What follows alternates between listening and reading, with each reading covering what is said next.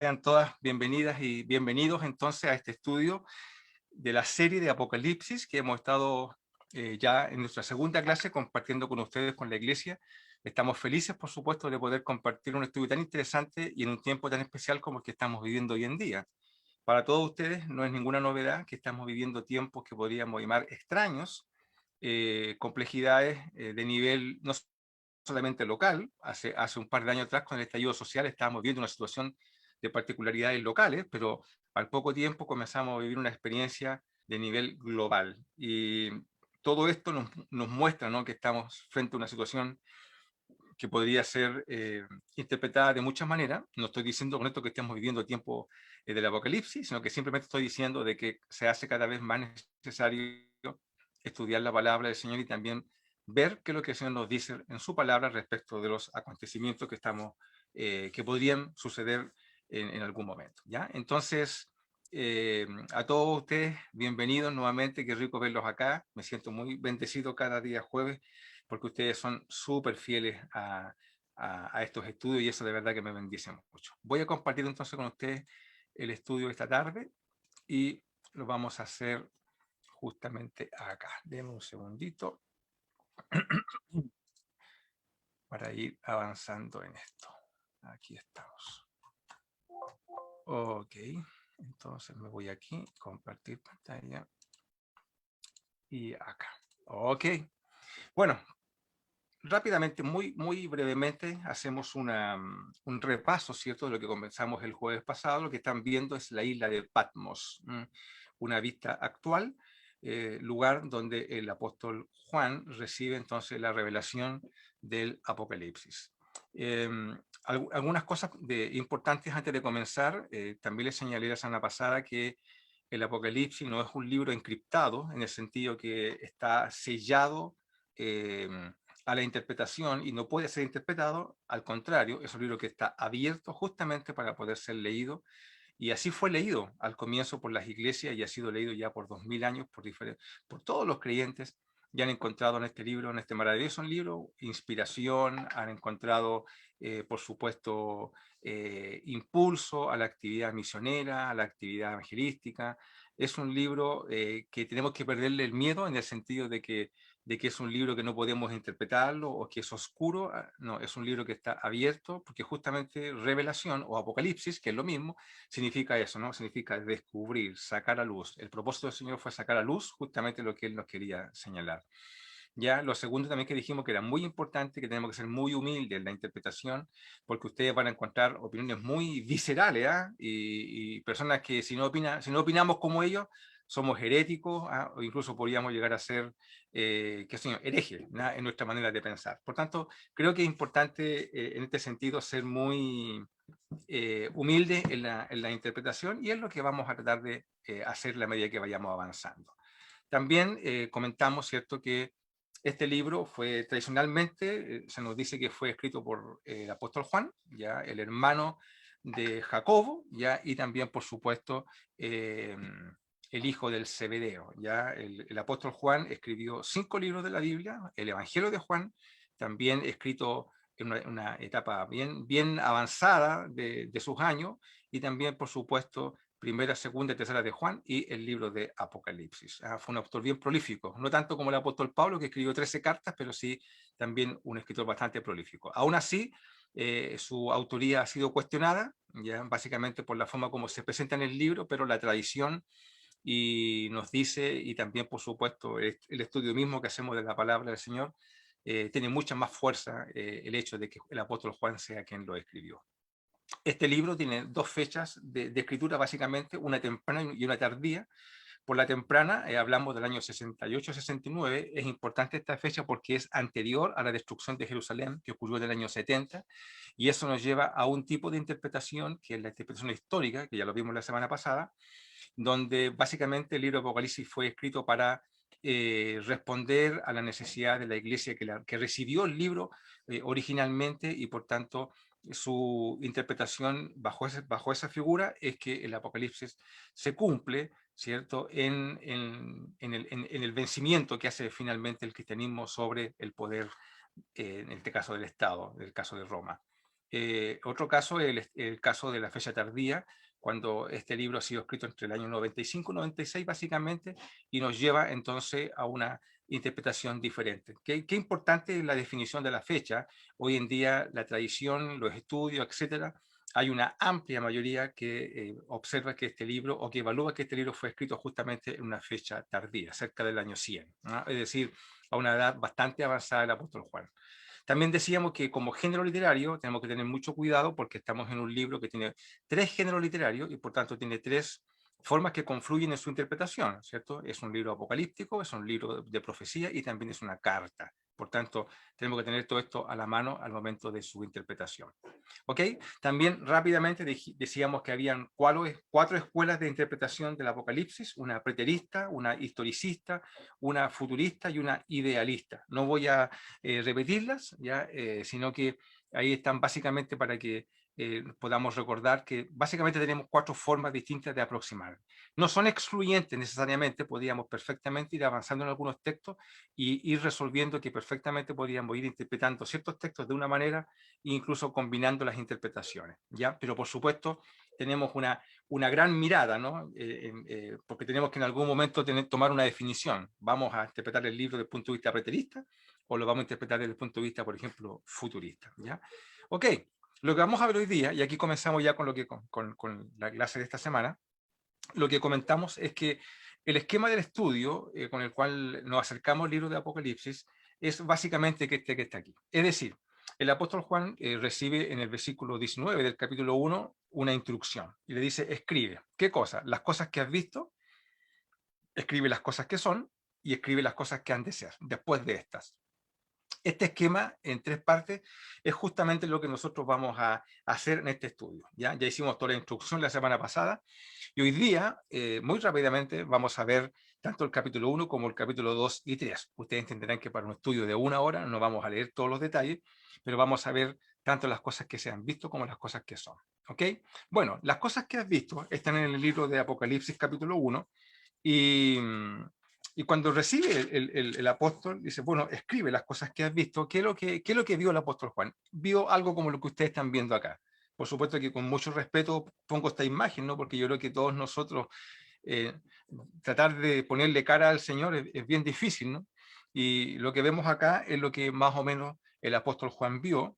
Dice en el versículo 11, ya que cuando el apóstol recibe una voz que escucha, dice, bueno, yo soy el alfa y la omega, el primero y el último, y escribe en un libro lo que ves. Ese es el libro de Apocalipsis, ¿no? Y envíalo, o sea, como carta, envía esta revelación, envía este Apocalipsis, ya que tiene profecía, envíalo como carta, ahí están los 3 géneros, ¿a quién? A las iglesias en Asia, que son Éfeso, Esmirna, Pérgamo, Teatira, Sardis, Filadelfia y a la Odisea. Y dice que cuando se volvió, ¿qué fue lo que vio? Vio algo como lo que estamos viendo aquí. ¿Qué cosa? Vio que la voz que hablaba conmigo y vuelto dice que vio 7 candeleros de oro. Es lo que ustedes ven en el piso acá, ¿cierto? Son como lámparas. 7 candeleros de oro. Yo les decía la semana pasada que muchos de los símbolos que encontramos en el Apocalipsis se interpretan en el mismo Apocalipsis. No tenemos que pensar mucho sobre eso porque el mismo libro dice más adelante que los candeleros simbolizan las iglesias del Señor. Y en medio de los 7 candeleros, ¿qué es lo que vio el apóstol? A uno semejante al Hijo del Hombre, ocupando una terminología que está en el Antiguo Testamento, que se refiere a Dios, vestido de una ropa que llegaba hasta los pies y ceñido en el pecho con un cinto de oro. Su cabeza y sus cabellos eran blancos como la blanca lana, como nieve, y sus ojos como llama de fuego, y sus pies semejantes al bronce bruñido, refulgente como en un horno, y su voz como estruendo de muchas aguas. Tenía en su diestra 7 estrellas, ahí ustedes las ven, ¿no? En la mano, 7 estrellas, y de su boca salía, que no está dibujado ahí, una espada aguda de 2 filos, y su rostro era como el sol cuando resplandece en su fuerza. Lo que estamos viendo aquí es básicamente una imagen de un señor que está en medio de las iglesias. Los candelebros simbolizan justamente eso.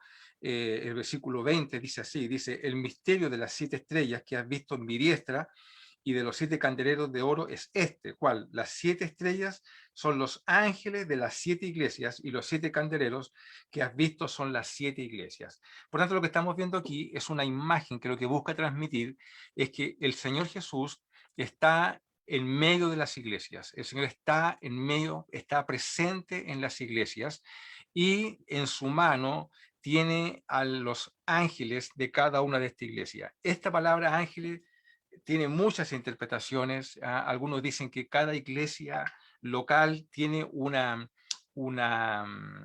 ¿cómo podríamos llamarlo? Tiene un ángel particular, como un ángel de la guarda. Esta interpretación no tiene muchos adeptos. La que más tiene adeptos es que esa palabra ángel se refiere al pastor de las iglesias, ¿ya? Si esa fuera la interpretación, créanme que cuando yo leo esto me puso una tremenda responsabilidad, porque es como que el Señor sostiene los ministerios de cada una de las iglesias, las tiene en su mano, ¿ya? Donde las protege y las cuida. Otra interpretación que no es tan común es que cada iglesia tiene su ángel, en el sentido que tiene su distinción, una particularidad que es propia de esa iglesia.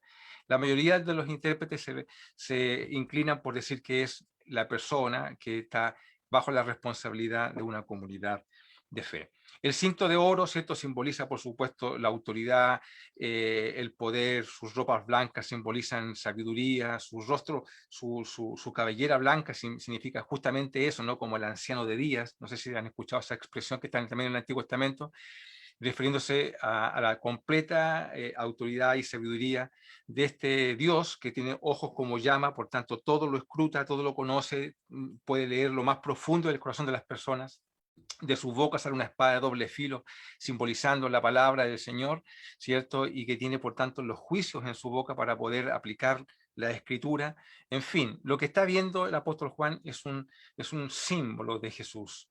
Un símbolo, no el mismo símbolo que él vio cuando estaba con Jesús en el ministerio en la tierra, donde lo vio en su humildad como un ser humano, sino que aquí lo está viendo en toda su majestad. Y esto, por supuesto, cuando el apóstol Juan lo ve, la Biblia dice que el apóstol Juan cae al suelo, eso está en el versículo 17, porque ¿quién puede estar de pie, hermanos queridos, delante del Señor? Bueno, esto es lo que has visto. Esto es una imagen para decirle al apóstol Juan: Juan, tú estás en Patmos, estás viviendo el destierro, estás viviendo el descrédito personal de ser un seguidor mío, estás viviendo como un criminal del Imperio Romano, ¿ya? Y lo está pasando mal porque hay persecución, porque hay martirio sobre los cristianos, pero yo, Cristo, estoy en medio de las iglesias. En este tiempo, en Asia Menor, habían, y bueno, y también en la Tierra Santa, el total de iglesias que los historiadores más o menos suponen que habían eran como de 64, 63 iglesias aproximadamente. O sea, ya tenía, en este tiempo, en el año 96, existían cerca de 63 iglesias cristianas, ¿cierto?, en toda la tierra de Asia y la tierra Santa. Y el Señor lo que quiere transmitir con esto es que yo estoy presente en medio de las iglesias, aún en medio de la persecución. No perdamos, por favor, el norte respecto del estado de persecución que está viviendo la iglesia. Pero eso, y aquí están las iglesias, ustedes pueden ver, aquí arriba estoy mostrando el cuadro, ¿no? Aquí pueden ver el Mediterráneo, aquí está Italia, lo que es hoy día Italia, Roma, lo que es Grecia y lo que es el Asia Menor. Este cuadrito que está aquí simboliza lo que estamos viendo en la pantalla ahora, ¿ya? Y aquí están todas las iglesias, las 7 iglesias: Éfeso en el puerto junto con Esmirna, Pérgamo, Tiatira, Sardis, ¿cierto?, Filadelfia y la Odisea. Aquí tienen las 7 iglesias, todo esto es el Asia Menor. Este es el mar Egeo. Entonces, y ahora lo que vamos a ver son las cosas que son. Las cosas que son están en el capítulo 2 y 3 del libro de Apocalipsis, ¿ya? Ahí está las cosas que son. Y claro, y sabemos que esas son las cosas que son, porque si tú vas al capítulo 4, si tienes tu Biblia abierta, en el versículo 1, dice: después de esto miré, y aquí, después de estas cosas, miré, ya, y aquí una puerta abierta en el cielo, y la primera voz que oí, como de trompeta, o sea, una voz de autoridad, hablando conmigo, dijo: sube acá y yo te mostraré las cosas que sucederán después de estas, ¿ya? Y ahora comienza el capítulo 4 hasta el final, con la tercera parte. Por tanto, lo que estamos viendo ahora es el capítulo 2 y 3, las cosas que son. Cada una de las iglesias. Bueno, una de ellas es Éfeso, ¿ya? La iglesia de Éfeso era un puerto comercial y un centro cultural religioso importantísimo. Hoy en día constituyen las ruinas de mayor extensión de todo el mundo. Mira, por favor, ese coliseo que está ahí, que puede albergar a 25.000 personas, ¿ya? Impresionante. Ese fue el lugar donde la gente que está narrado en el libro de Hechos, donde gritaban durante mucho rato a Diana, ¿cierto? La diosa de los Efesios, obviamente queriendo una pugna, ¿no? Espiritual ahí frente al Evangelio. Eso está narrado en el libro de Hechos. Mira, imagínate eso, lleno de gente vociferando contra el apóstol Pablo. Bueno, esta fue una de las ciudades más importantes, era un puerto. En el tiempo que se escribe el Apocalipsis tenía unas 250.000 personas. Recordemos que cada una de las iglesias que vamos a ver, a las cuales la revelación pide que se le escriba a cada una de ellas, cada una de esas iglesias son iglesias reales, existieron, ¿ya? No son ficticias, son iglesias que para algunas de ellas conocemos quiénes fueron sus pastores, ya conocemos la historia de ellas, y fueron iglesias, por tanto, reales. Habían muchas iglesias más, ¿ya? Pero el Señor, por alguna razón, decide escribirle a estas 7 iglesias que son las que estábamos comentando. Éfeso poseía cerca de 250.000 habitantes, era una ruta obligada para ir a otras importantes ciudades, por tanto era una ciudad muy cosmopolita, se hablaban muchos idiomas en ella, eran ciudades bastante cultas, era una ciudad libre. Éfeso significaba de que el Imperio Romano le dio la libertad de autogobernarse. Recuerden que en el tiempo que estamos narrando en Apocalipsis, esta tierra que era de Grecia, no era una nación que estaba bajo la subyugación romana, porque estamos bajo el imperio romano. Por tanto, aun cuando eran griegos, pero quienes los gobernaban eran los romanos, lo mismo que ocurría en Tierra Santa, ¿no? Pero los romanos le dieron la facilidad de que esta ciudad se autogobernara. Por tanto, políticamente era muy importante y era el orgullo era su teatro, el que ustedes están viendo aquí en la pantalla. Tenía muchos templos, uno de ellos, ¿cierto? El templo de Adriano, que aquí están viendo, tenía muchos templos. Estos son imágenes actuales, y muchos de estos templos fueron levantados para adorar a los emperadores. La atracción más importante de esta ciudad era el templo de Artemisa, este que está aquí abajo. Este templo, queridos hermanos, o de Diana, Artemisa o de Diana, es lo mismo, Diana está en latín, era una de las 7 maravillas del mundo antiguo. Tenía esto es lo único que hoy día existe de esto. Y esto sabemos por la arqueología que tenía 127 pilares, como lo que ustedes están viendo ahí, de mármol, 26 de los cuales estaban recubiertos de oro y de joyas. Hermano, la ciudad de Éfeso era una importantísima y próspera y rica ciudad del Imperio Romano, en este caso autogobernada por los mismos griegos. Es probable que la fe cristiana llegó a esta ciudad de Éfeso a través de Aquila y Priscila, que son amigos del apóstol Pablo.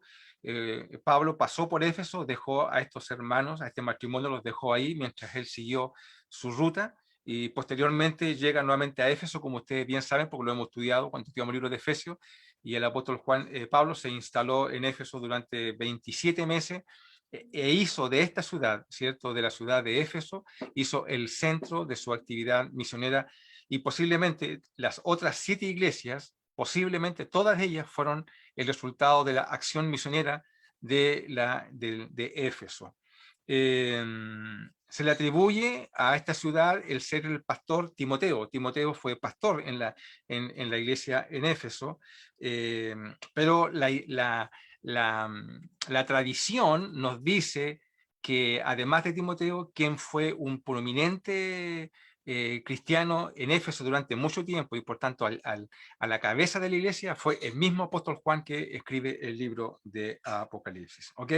Bueno, esta es Éfeso. Ahí está Artemisa, ¿no? Esta reina que ustedes ven que tiene una cantidad impresionante de pechos. ¿Ya? Bueno, eso tiene que ver justamente por todo el tipo de culto a todo lo que era la multiplicación, ¿cierto? Que podía lograrse a través de esta divinidad. Obviamente lo que ellos señalaban. Bueno, la otra ciudad es la ciudad de Esmirna. ¿Ya? Ustedes están viendo ahí vestigios arqueológicos también de Esmirna.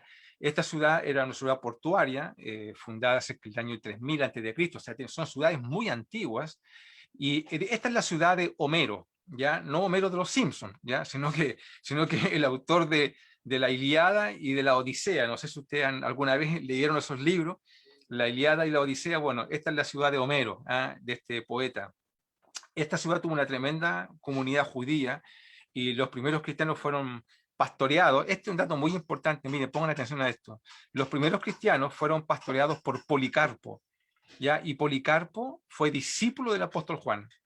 ¿Ya? Policarpo fue discípulo del apóstol Juan.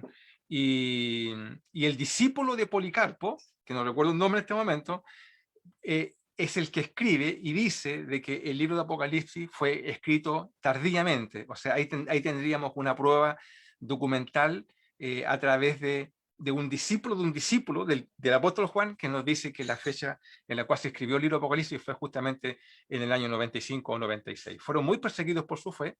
Hoy en día es la ciudad, la tercera ciudad más grande en Turquía. Recuerden que todo esto hoy día es Turquía, tiene cerca de 4 millones de habitantes, una ciudad muy grande, y hoy día posee 14 comunidades cristianas, ¿ya? 14 iglesias hay en Esmirna hoy en día, y es una ciudad infiel. Así dicen los musulmanes. ¿Por qué? Porque esta ciudad está muy occidentalizada.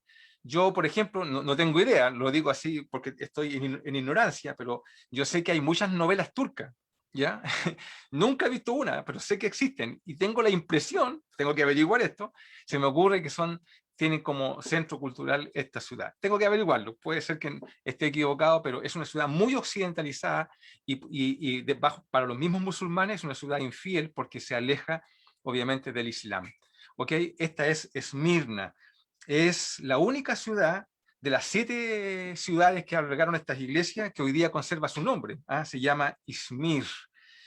Es una ciudad modelo, hermosísima, cerca de unos 200.000 habitantes en esa época, y es una ciudad prorromana, ya tenía un tremendo templo al emperador. Aquí se divinizaba al emperador. Esta ciudad se ganó el derecho de construirle un santuario gigante al emperador y por tanto le rendían tributo desde esta ciudad.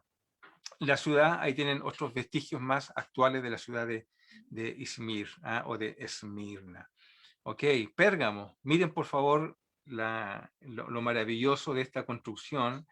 Pérgamo ya no es una ciudad que está en las orillas en una ciudad portuaria, es una ciudad montañosa, rica, elegante, famosa por sus templos a Zeus, a Atenas, por su biblioteca, que era un orgullo en Pérgamo.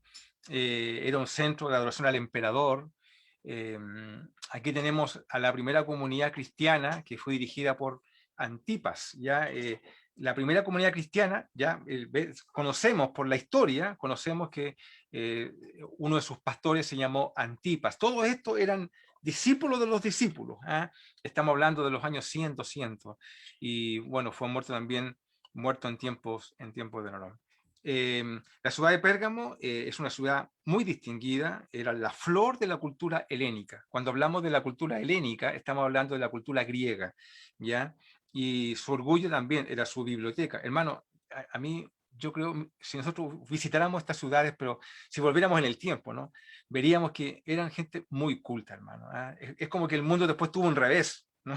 Increíble, ¿no? Cuando el Imperio Romano cae en manos de los bárbaros, así le decían ellos, porque los bárbaros, todos los germánicos, los pueblos, todos estos pueblos vandalizaron el imperio completo, y todo este tremendo imperio obviamente vivió sus días más oscuros, pero en lo que estamos leyendo ahora eran tiempos muy, muy cultos.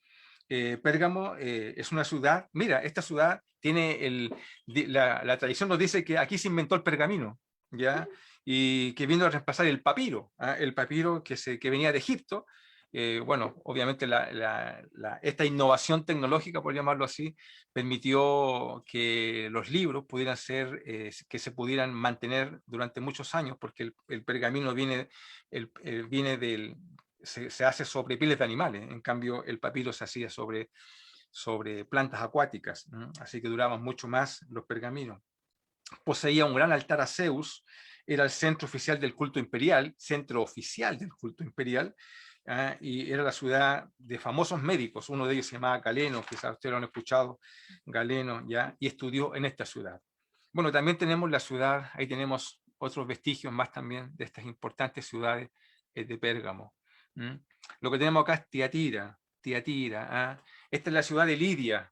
Si vamos a Hechos capítulo 16, ¿no? Dice, quiero leerlo porque solamente como dato entretenido, ¿no?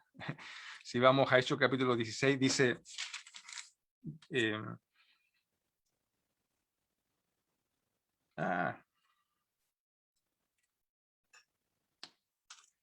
ya se me fue ya. Dice aquí, acá está, en Hechos capítulo 16, versículo 14. Dice, entonces una mujer llamada Lidia, vendedora de púrpura de la ciudad de Tiatira, ahí está Tiatira, que adoraba a Dios. Pero mira, el apóstol Pablo se encuentra a Lidia en Filipos, pero esta mujer era de Tiatira, dice que era una vendedora de púrpura. Claro, ¿por qué? Porque Tiatira era una ciudad muy, muy rica en lo que era la fabricación y la comercialización, en este caso de paños. Eran ciudades muy prósperas. Tiatira es una ciudad que es la que tiene de la que menos se conoce hoy día arqueológicamente. Es como podríamos decir la más insignificante de las 7 ciudades en este sentido. Era una ciudad de gremios artesanos y Lidia, con toda seguridad, era parte de uno de esos gremios. Tiene que ser una mujer, yo pienso, de recursos, porque parece que tenía casa en Tiatira y tenía casa en Filipo, así que parece que se manejaba esta Lidia, ¿no? Y Tiatira dice acá que era una ciudad pequeña, ¿ya? Pero era un importante centro comercial. Sardis. Esta ciudad era capital del reino de Lidia, no de la Lidia que vimos antes, sino que un reino. Alejandro Magno Alejandro Magno fue el que unificó Grecia, ¿no? Fue el que formó el imperio griego, liberó la ciudad para convertirla en una importante ciudad griega, y era una ciudad pero que era orgullosa de su pasado glorioso. Eran muy arrogantes los de Sardia, eran personas que tenían un pasado muy, muy prominente, y son de estas ciudades que tienen un pasado, que viven de ese pasado, ¿ya? Aquí se estableció una comunidad judía muy importante, y quiero que vean esto que está acá, porque esta es una sinagoga judía que todavía se conserva. Miren el tamaño, por favor, ¿ya? Y como es tan importante lo que estamos viendo, yo quiero compartirles ahora un videito muy cortito, espero que resulte, ¿ya? Porque quiero mostrarles algo que la José tuvo la bendición de compartírmelo, y me pareció súper bonito lo que ella hizo, así que lo quiero compartir con ustedes, ¿ya? Entonces vamos a ver un pequeño video, muy cortito, y vamos con él.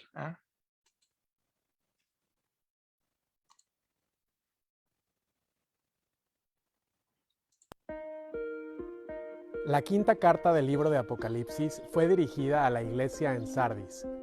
Esta ciudad fue la capital del reino de Lidia en el siglo VI a.C. Poco tiempo después fue invadida por los persas, quienes tomaron control durante los siguientes siglos. En el año 340 a.C., Alejandro Magno liberó esta ciudad del dominio persa, convirtiendo a Sardis en una importante ciudad griega y más adelante del Imperio Romano. De las 7 ciudades, fue en Sardis donde se estableció la comunidad judía más extensa y próspera. Aún se conservan las ruinas de su enorme sinagoga, la cual fue la más grande después de la de Jerusalén. El Evangelio llegó a este lugar en el siglo I, y el primer líder conocido de la iglesia de Sardis fue Melito, un cristiano de origen judío que fue famoso porque se atrevió a escribirle al emperador Marcos Aurelio pidiéndole que considerara cambiar los decretos en contra de los cristianos. Melito fue el primero en compilar los libros del Antiguo Testamento para la comunidad cristiana, y de hecho fue él quien puso el término Antiguo Testamento. Junto a las ruinas se encuentra el pueblo de Sart, que cuenta con una población de 5.000 habitantes y en donde tristemente no hay ni un solo cristiano. Sart pertenece al distrito de Saligli en la provincia de Manisa, al oeste de Turquía. La ciudad de Saligli se encuentra a 10 kilómetros de Sart y cuenta con una población de 80.000 habitantes. Desafortunadamente, tampoco hay ningún cristiano aquí. Debido a lo fértil de la tierra, esta región vive de la agricultura y produce todo tipo de frutas y verduras.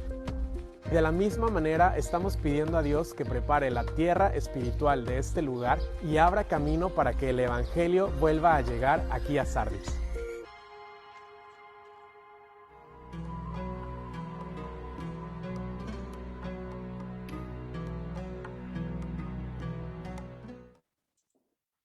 Bueno, como ustedes pueden ver, interesante este video que este ministerio prepara y que nos aterriza, ¿no?, a la realidad, en este caso, en este tiempo actual, donde las florecientes comunidades religiosas cristianas que existían en este tiempo, en estos sectores, bueno, hoy en día están todas bajo el dominio, en este caso, musulmán, y como yo les decía, hace un rato atrás había 14 comunidades cristianas en la ciudad de Esmirna, pero en esta ciudad no hay ninguna. Y por eso que los llamados misioneros son justamente a eso, ¿no?, a levantar creyentes como tú y como yo, que aquellos que puedan, por supuesto, y se sienten impulsados, y yo coloco este video justamente para encender ese espíritu misionero en nosotros, de acudir justamente al llamado. Y si no podemos ir nosotros, bueno, podemos ofrendar para hacerlo, para que otros también puedan ir. ¿Ok? Bueno, miren qué interesante, todas las ciudades, eh, quiero volver acá para que, aquí está, perfecto. Entonces, para seguir compartiendo con ustedes lo que estamos viendo. Bueno, ahí ya lo vimos ya, ¿no? Esta es Sardis, y esa ya saben ya que es el edificio más grande en términos de sinagoga después de el de Jerusalén, ¿ya? Solamente para que tengamos una dimensión de cómo tiene que haber sido el de Jerusalén. Ok, bueno, entonces con todo ello, ahora nos queda la ciudad de Filadelfia, quizás la que muchos de los cristianos más reconocemos, porque todos queremos ser como Filadelfia, ¿no? La iglesia de Filadelfia, cuando vamos a ver un momento más, no recibe ninguna recriminación de parte del Señor, solamente alabanzas, y lo que estamos viendo aquí, bueno, es la ruina de qué cosa, de un templo. Miren las dimensiones, por favor. Esta ciudad, el nombre, fue puesta por Átalo II, que es el sucesor del rey Eumeres, quien funda la ciudad en honor a su hermano, porque Filadelfia significa eso, ¿no? Amor hermanal, amor entre hermanos. Y fue fundada justamente para servir como centro para propagar la cultura del idioma griego. Esta ciudad fue levantada como un centro, como una puerta abierta para expandir la cultura griega, ya en este caso para la zona oriental. Creo que todo eso es nos muestra, ¿no?, el impulso, en este caso, de la cultura, cómo estas ciudades se levantaban justamente para eso, ¿no?, para hacer punta de lanza, ¿no?, para impulsar, en este caso, las ideas griegas. Y bueno, y esta ciudad también fue alcanzada por el Evangelio, y Filadelfia era la puerta oriental, por llamarlo así, para el Imperio Romano, para que a partir de ahí entonces también pudieran ellos impulsar, en este caso ya no la cultura griega, sino que también, por supuesto, el alcance de su propio imperio hacia la zona oriental. Una ciudad muy próspera, y fue diseñada, como le decía, como una ciudad misionera, pero no en el sentido cristiano, sino que para llevar la cultura griega entonces a otras zonas. Ya se le conoce como la pequeña Atenas, ¿ah?, porque estaba llena de templos paganos. Y aquí, en esta ciudad de Filadelfia, estuvo la iglesia de Filadelfia, que no se corrompió aún en medio de todo ese sincretismo.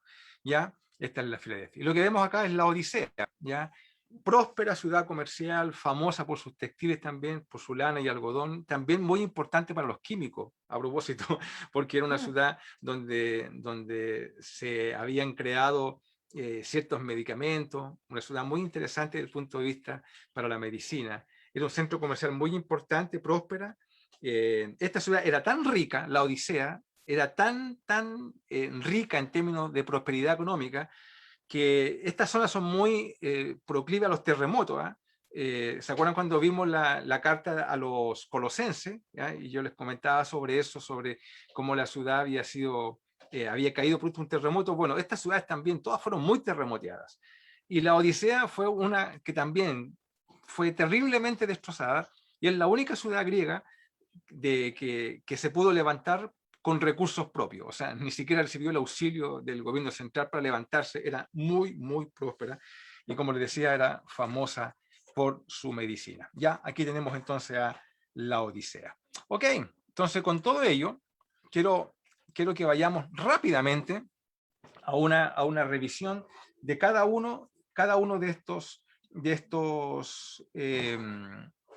de estas cartas. Si vamos al libro de Apocalipsis, capítulo 2, el apóstol el apóstol Juan comienza a escribir a la carta de Éfeso. Es evidente que Éfeso era una de las ciudades más importantes, porque fue el centro desde el cual el apóstol Pablo, él mismo dice, ¿no? Estando en Éfeso, en el libro de Hechos dice esto, dice que todo el Asia conoció del Evangelio de Jesús, porque claro, el apóstol Pablo usó a Éfeso como centro misionero. Y como les decía hace un rato atrás, es altamente probable que todas las otras iglesias y otras más que no se nombran, porque recuerden que había muchas iglesias más cristianas, hayan sido el producto del trabajo misionero, no solamente de Pablo, sino porque no podemos solamente pensar que Pablo era un misionero. Habían otros muchos más que sin nombre, no los conocemos, salieron a fundar iglesias a toda el Asia Menor. Pero la iglesia de Éfeso, ya, disculpen lo pequeñito, pero ojalá puedan verlo en una pantalla de computador, acá dice que si leemos, no lo voy a leer, dice que ellos eran leales, una iglesia leal, pero no eran leales tan completamente como se esperaría, ¿cierto?, de una iglesia creyente. Esto está del capítulo 2, del 1 al 7. El Señor se presenta como quien conoce bien a esta iglesia, ¿ya? Porque dice, eso es importante, en cada una de las 7 iglesias, el primer versículo, el Señor se presenta. Y en el caso de Éfeso se presenta, dice así, el que tiene las 7 estrellas en su diestra, el que anda en medio de los 7 candeleros de oro, dice esto. O sea, cada presentación de cada iglesia dice referencia con algo de la visión del capítulo 1. Por ejemplo, Esmirna, que está un poquito más abajo, dice, y escribe el ángel, decía, en Esmirna, el primero y el postero, se presenta tal cual como se presentó en el capítulo 1, ¿ya? Lo mismo vas leyendo en Pérgamo, por ejemplo, que dice, y el versículo 12, y escribe al ángel de la iglesia en Pérgamo, el que tiene la espada aguda de 2 filos, dice esto. Así, cada presentación el Señor se presenta haciendo referencia a algo del capítulo 1. Es decir, estamos hablando de la misma persona, del mismo Señor. Éfeso era una ciudad que era una iglesia muy trabajadora, paciente, fiel a la doctrina, y por supuesto en esta iglesia hubieron personas muy importantes como el apóstol Pablo, o sea, ministraron en esta iglesia a Pablo, a Apolos, Priscila, Aquila, Timoteo, el apóstol Juan, o sea, tenían muy buenos líderes, ¿no? Pero el Señor les recrimina que habían dejado su primer amor, ¿ya? Y por supuesto los invita a arrepentirse, ¿ya? Y hay una promesa. Para cada una de las 7 iglesias, el Señor, primero, se presenta, ¿ya? Lo segundo que hace es que si tiene un reclamo, presenta el reclamo, luego hace una solicitud, una acción, le pide a la iglesia para que rehaga el camino, vuelva a hacer lo que se espera de una iglesia cristiana, y y por último hay una promesa. Sigue esa misma secuencia para cada una de ellas, ustedes lo pueden ir viendo. Ya en el caso de Éfeso, por ejemplo, en el versículo 5 le dice, arrepiéntete, recuerda de dónde has caído. No recuerdo bien, a ver, lo tengo acá, en Hechos capítulo 20, encontramos, por ejemplo, cuando el apóstol Pablo se despide de Éfeso, en el capítulo 20, se despide en el versículo 29, mira lo que dice, Pablo se está despidiendo de esta tierra, y dice así, porque yo sé que después de mi partida, entrarán en medio de vosotros lobos rapaces, que no perdonarán al rebaño. Es decir, yo, Pablo, dice, sé, le estoy profetizando, y cuando yo salga de acá, van a venir personas que parecen ovejas por fuera, pero son lobos rapaces, es decir, personas que se van a hacer pasar por creyentes y los van a confundir. Es exactamente lo que pasó. Después vemos, porque el apóstol Pablo escribe esto, ¿cierto?, muchos años antes de lo que estamos leyendo ahora en Apocalipsis capítulo 2. Y acá dice, ¿qué cosa? Claro, ¿qué cosa tiene el Señor contra esta iglesia? Versículo 6. Bueno, ¿qué cosa? Que aborrece las obras de los nicolaitas, las cuales yo también aborrezco. Es decir, personas nicolaitas, aparentemente por los estudios, ¿cierto?, son sectas que corrompen la pureza del evangelio. Lo más seguro que el líder se llamaba Nicolás, por eso se llamaban los nicolaitas, ¿ya? Porque dice eso, mira cómo dice el versículo 2, dice, yo conozco tus obras y tu arduo trabajo y paciencia, y que no puedes soportar a los malos, y los has probado a los que se dicen ser apóstoles. Posiblemente Nicolás y sus nicolaitas habían aparecido como teniendo palabra del Señor, ya, pero por supuesto Éfeso los evaluó, los miró, discernió en el espíritu, y ¿qué hizo? Los halló mentirosos, ¿ya? Qué importante es tener discernimiento espiritual en nuestras iglesias, ¿ya? Para poder sopesar, ¿ya? Cuando recibimos algo, como que si fuera de Dios, dice, Señor, esto, ¿de dónde viene? ¿Viene del corazón de una persona? ¿Tiene sustento bíblico lo que está diciendo? Porque hay muchas personas que pueden, por supuesto, decir muchas cosas, pero si se contradice con la palabra, no tenemos que ni siquiera escucharlos, ¿ok? Entonces, este es el mensaje a la iglesia de Éfeso. Luego tenemos el mensaje a Esmirna, está en el capítulo 3, versículo 8 al 11, ¿ya? Estos son los santos que sufren. Mira cómo dice, y de hecho el Señor se presenta así, ¿no? Como el que estuvo muerto, pero que vivió. Es decir, anímense, aunque mueran. Miren, hermano, qué increíble. Estas iglesias tenían un tremendo espíritu en relación al sufrimiento, ¿ya? Ahí dice, yo conozco tus obras, dice, y tu arduo trabajo, perdón, yo conozco tus obras y tu tribulación y tu pobreza, pero eres rico, ¿eh? Eres rico, dice, y la blasfemia de los que dicen ser judíos y no lo son, sino sinagoga de Satanás. El Señor se está presentando a esta iglesia, se presenta como quien conoce la muerte, como te decía, el sufrimiento. ¿Ya? No hay reclamo para esta iglesia. Si tú vas a leer el capítulo, los versos, no hay ningún reclamo para ellos. ¿Ya? Pero el Señor, ojo, no les dice que les va a evitar el sufrimiento. ¿Ah? No temas, dice, nada de lo que vas a padecer. Le está anticipando el Señor. He aquí el diablo echará a algunos de vosotros en la cárcel para que seáis probados y tendréis tribulación por 10 días. ¿Ah? Es un número cerrado, es un número en la terminología, en la numerología de la Biblia, significa completo, es decir, tendrás una tribulación completa, ¿ah? En todo sentido de la palabra.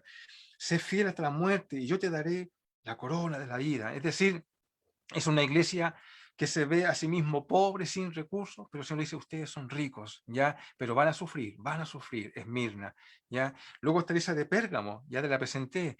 Mira cómo dice, yo conozco tus obras, verso 13, ¿y dónde moras? ¿Dónde? ¿Dónde está el trono de Satanás? Lo más seguro que se refiere a qué cosa, a estos altares que te comenté, ¿cierto? En Pérgamo, ya donde se habían levantado este gran altar a Zeus, ¿ya? Ahí está donde está el trono de Satanás, dice el Señor.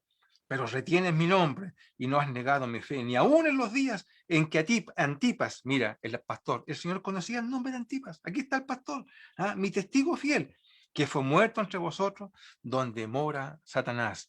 Ya el Señor lo jalaba por haber conservado el nombre de Cristo, ya, y por no haber negado la fe. Ya entre ellos habían quienes se cuidaban incluso de adorar al emperador. Mira cómo dice el verso 14, pero tengo unas pocas cosas contra ti que tienes ahí a los que retienen la doctrina de Balaam. ¿Ya? Aquí el Apocalipsis hace referencia a un personaje del Antiguo Testamento, ¿ya? Que estimuló a los israelitas para que se unieran emocional, sentimentalmente con mujeres no judías y para debilitar la fe, ¿ya? Y para que los hombres entraran entonces en doctrinas y en adoración a dioses que no son en nuestro Señor. Bueno, son artimañas del enemigo, ¿no? Para traer confusión en las iglesias. Aquí están los de Balaam.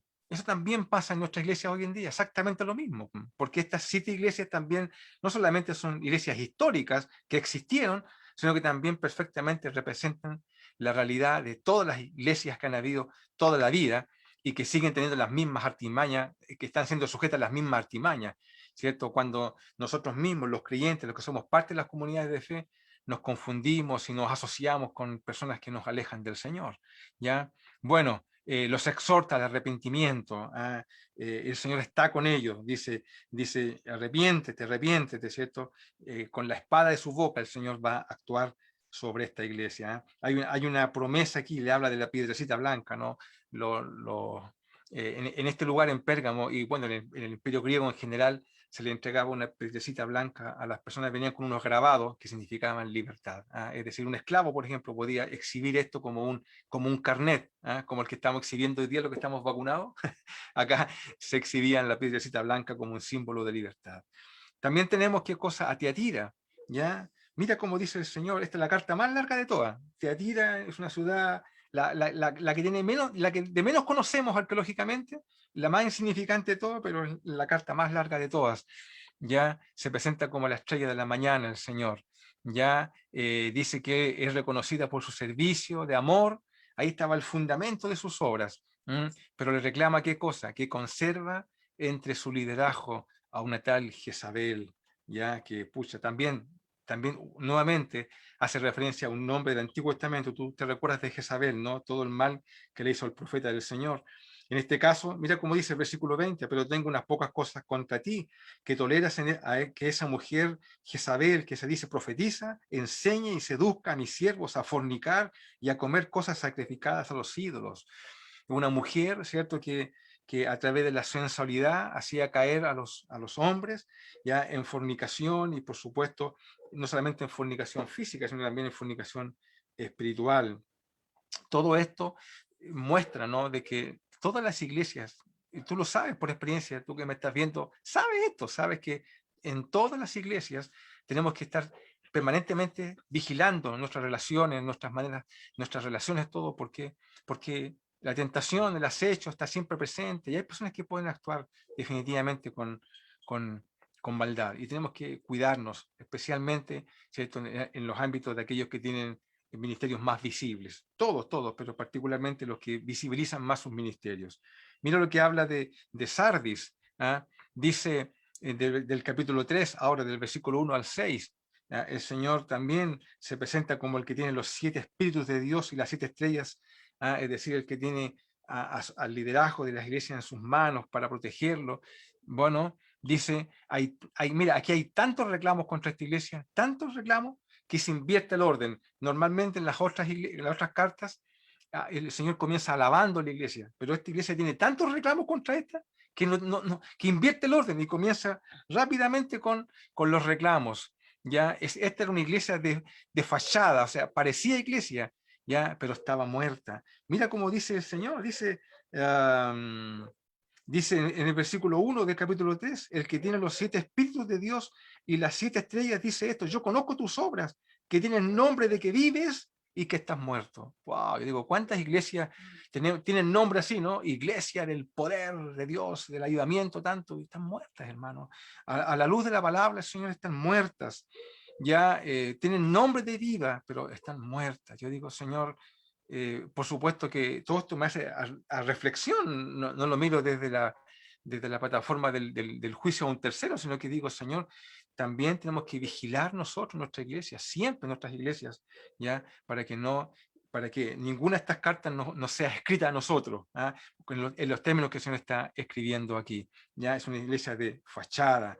Claro, porque Sardis era una iglesia rica, ¿ya? Y era una iglesia que tenía, como te comenté hace un rato atrás, tenía la reminiscencia de un pasado glorioso, ¿ya? Pero su presente estaba muerto, ¿ah? Una iglesia muerta.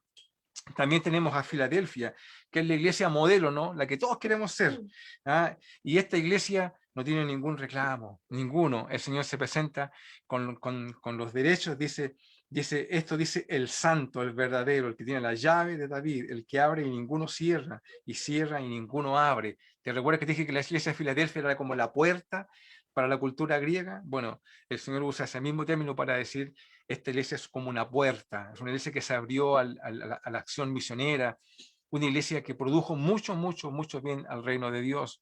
No hay ninguna palabra de condenación para ellos, es una iglesia fiel, a quien se les abre las puertas para cumplir su misión. Todos quisiéramos ser como Filadelfia, ¿no? Todos, cada uno de nosotros. Y por supuesto, la Odisea, la última iglesia que dice que el Señor se presenta y dice, yo conozco tus obras, que ni eres frío ni caliente. Ojalá fuese frío o caliente, pero decídete, pero no tibio.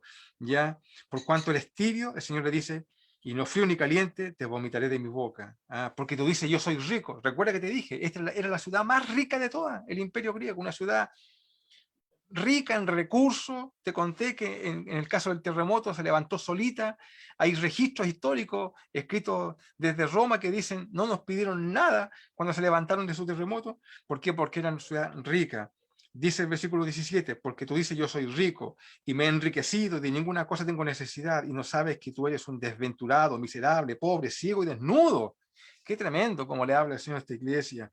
Te aconsejo que de mí compres oro refinado de fuego, no te quedes con tu oro, sino que toma del mío, para que puedas finalmente arrepentirte y rehacer el camino ya que has hecho. Todo esto que están aquí son las 7 iglesias, que conocemos, ¿cierto? De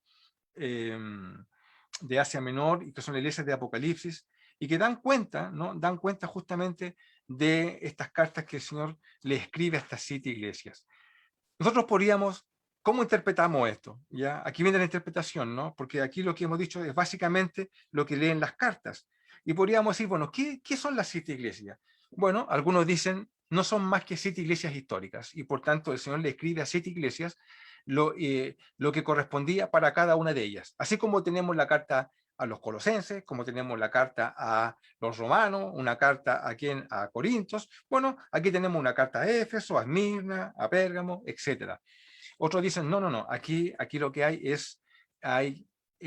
estas iglesias representan, ¿qué cosa? No solamente iglesias históricas que efectivamente existieron, sino que representan a todas las iglesias que han estado toda la vida, y estas cosas van a suceder en todas las iglesias, y por tanto, muchas veces nosotros como Bethesda hemos sido como Éfeso, una iglesia trabajadora, ¿cierto? Que de repente perdimos el foco, y el Señor dice, arrepiéntanse, vuelvan a su origen, no pierdan la razón de ser, son las personas, no las actividades, no los programas. A veces somos como Esmirna, sufrimos persecución, ¿cierto? Nuestros liderazgos sufren, nuestros hermanos sufren, y el Señor dice, vamos que se puede, ¿no? A veces somos como Pérgamo, no nos damos cuenta y tenemos dentro de la iglesia altares, altares que se levantan y que representan qué cosa, a divinidades que no es nuestro Dios, y entramos en una pugna de poderes en nuestras propias iglesias.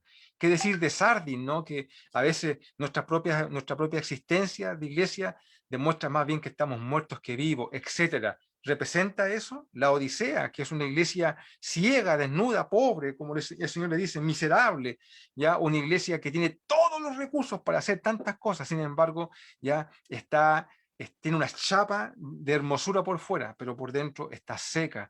Hermano, ¿representa eso? Bueno, por supuesto que también tenemos una interpretación historicista, ya historicista, que yo te comenté la semana pasada, que es otra forma de verlo.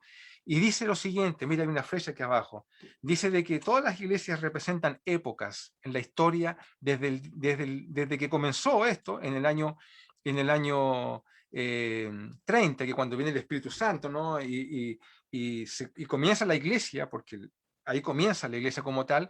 Bueno, esa iglesia, la iglesia del año 30, al año 100, que es cuando se cierra con el Apocalipsis, esta primera parte, los primeros 100 años, es la iglesia de Éfeso. Éfeso, la iglesia que trabaja, que el Señor conoce sus obras, su arduo trabajo, que puede sopesar a los apóstoles y haya a los mentirosos. Es decir, Éfeso representa la iglesia apostólica. Para algunos, Esmirna, que es la que le sigue, del versículo 8, es la iglesia que podríamos clasificar entre el año 100 y el año 313, es decir, la iglesia perseguida. ¿Por qué 313? Yo te comenté hace un rato, la semana pasada, que esta interpretación historicista, el problema que tiene es que es muy subjetiva. ¿Por qué? Porque las fechas que vamos a dar aquí ahora, para algunos son, pero para otros son otras. Pero por lo menos hasta aquí la mayoría coincide perfectamente. ¿Ya qué cosa? Que Esmirna representa la iglesia entre el año 100, cuando ya no hay apóstoles, de los primeros apóstoles, ya hasta el año 313. ¿Qué pasó el 313 en la historia de la humanidad? Algo importantísimo. ¿Qué ocurrió? En el año 313, el Imperio Romano, bajo el dominio de Constantino, instala la tolerancia religiosa en el Imperio Romano, y por tanto le hace favores a la iglesia. Todavía no existe una iglesia universal. Lo que tenemos son un montón de comunidades religiosas, pero no hay una jerarquización en ella. Todas las iglesias que estaban entre el año 100 y el 313, que se fueron multiplicando, eran comunidades autónomas, completamente autónomas, pero trabajaban juntas para las ofrendas, etcétera, para actividades misioneras, pero no había una jerarquía que las uniera. Y esta iglesia fue perseguida. Este es el tiempo, tenemos registro de esto, hermano, en la historia del cristianismo, registros de persecuciones, están las actas de persecución, todo eso existen, se pueden hoy día consultar como documento histórico, incluso es súper bueno porque uno ve cómo se planteaban los temas legales. Hay una carta, no recuerdo el nombre, que le escribe un administrador romano que tenía que aplicar justicia y como no encontraba una falta sobre los cristianos que habían sido acusados, porque a los cristianos los acusaban de ateos. Tú dirás, ¿cómo es eso? Claro, porque ellos no adoraban a el emperador romano. Entonces, como adoraban a un Dios que no se veía, entonces lo acusaban de ateos. Habían dos tipos de acusaciones contra los cristianos, de la gente inculta y la gente culta. La gente inculta los acusaba de que se comían los niños, de que cuando hacían la cena del Señor, ellos tenían prácticas ocultistas y tomaban sangre de animales, ¿ya? Todo eso de la gente inculta los acusaban de eso, ¿ya? Y la gente culta, mira esto, los acusaban porque, claro, los cristianos hablaban de una verdad universal, que Jesucristo era una verdad, y por tanto se ponían a la altura de los filósofos, y por supuesto la gente, especialmente una cultura helénica o griega, no podían entender cómo los cristianos, que eran gente común, vulgar, del vulgo, que significa común, vulgar, ¿cierto? Podían dárselas de tener una verdad suprema como una verdad filosófica. Entonces la gente culta también los acusaba a ellos. Este era un tiempo de persecución, y como te contaba, este soldado o este administrador le escribe al emperador para decirle, bueno, ¿cómo actúo con ellos? Porque no, y bueno, y la forma de cómo atacarlos era de que si había una acusación, entonces ahí procedían a abrir una causa. Si nadie acusaba, nada, los cristianos podían vivir perfectamente mientras ninguno lo acusaba. Mira, cuando después se instaló la Inquisición, posteriormente funcionó exactamente de la misma manera. Y esto significaba de que entonces, cuando habían personas que, no sé, se llevaban mal con un vecino, bueno, los acusaban de herejes y ahí pasaban todas las cosas que tú ya sabes por la historia. La iglesia de Pérgamo, ya, bueno, entonces en el 313 lo que ocurre es que la religión cristiana ya goza del beneficio del Estado y se estatizó la religión. Eso ocurrió el 313. Para muchos, incluso muchos cristianos, esto fue una bendición. Y se entendió con esto de que el mundo iba para bien y que el cristianismo había penetrado el imperio y no solamente ya no era perseguido, sino que ahora era la religión del imperio. Imagínate. Entonces, pero la iglesia, ¿qué hizo? Se hizo de perseguida, se transformó en perseguidora.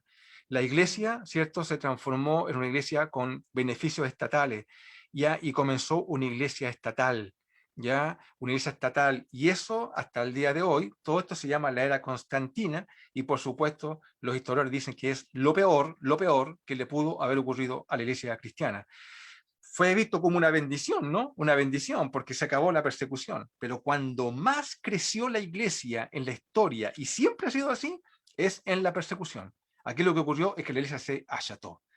En el año 590, que representaría la iglesia de Pérgamo, es la iglesia que se romaniza, ¿ya? Es decir, en el año 590 viene el papado, ¿ya? Y es decir, a través de León I, que es, podríamos llamarlo, que es el primer papa propiamente tal. La palabra papa al comienzo no estaba reservada para el papa como lo entendemos nosotros hoy día, sino que cualquier obispo prominente era un papa, pero a partir de León I se le llama papa al obispo de Roma. ¿Ya? Y aquí comienza entonces una nueva época ya para el cristianismo, donde se comienza a romanizar y comienza a jerarquizarse la iglesia, y ya tenemos una estructura jerárquica que es lo que conocemos como la iglesia católica, apostólica y romana, una iglesia jerarquizada, ¿cierto? Luego viene Tiatira desde el año 590 al 1517, donde se mezcla el paganismo, es la época oscura, ya la edad oscura. Todos los historiadores ya, identifican este periodo como un tiempo oscuro. ¿Por qué el 590? Bueno, porque en este tiempo, hasta el 517, es cuando el papado no solamente se reconoce como tal, sino que se establece la supremacía completa con Bonifacio, un papa, ya donde se hace dueño del mundo. Es decir, el papa ya no es solamente una persona que es un obispo, ya, sino que es el gobernador. Ya, y tú sabes, la historia nos dice, ¿no? Como los emperadores, ¿ya? Cuando eran declarados reyes, no es la palabra, cuando eran coronados, ya el papa era quien le ponía la corona en la cabeza, hermano, ya, entonces, y tenían que los emperadores besarle los anillos, o sea, todo esto es parte de la historia y demuestra que los papas en algún momento tuvieron el poder total y completo, ¿cierto?, sobre las naciones, en este caso europeas.